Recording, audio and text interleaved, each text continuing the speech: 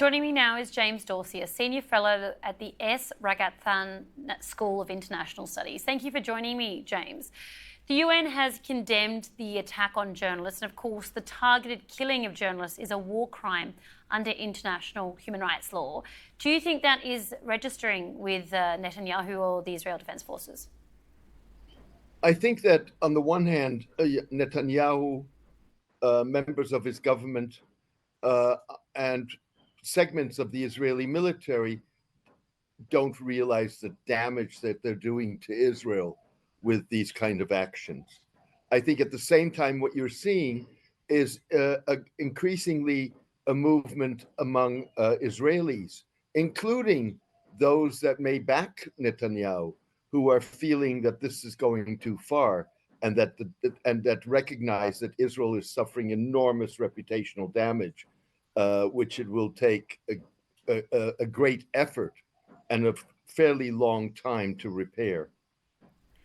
You mentioned that reputational damage. We're also hearing from the European Union's foreign policy chief, Kaja Kallas, saying that the war in Gaza was growing more dangerous by the hour, and adding that war was not seen as a solution. Here in this region, just yesterday we heard that Australia now recognising the state of Palestine. Are we seeing international community support for Israel wane further? Better later than never, of course, but yes, that is what we're seeing.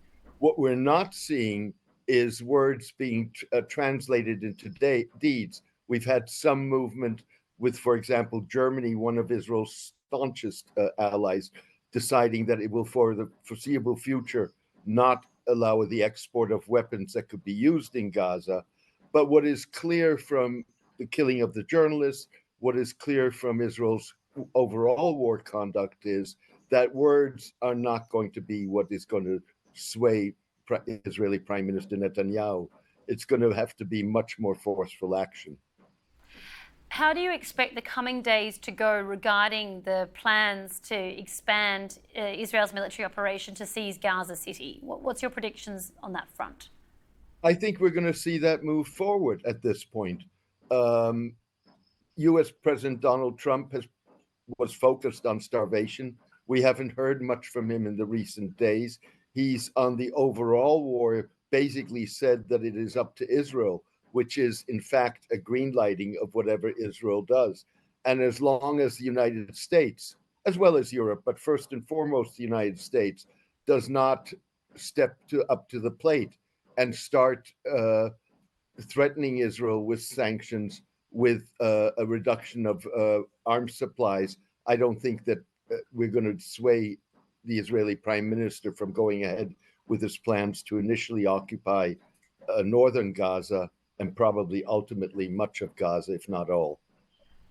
James Dorsey, thank you for joining us from Bangkok and providing us with your analysis.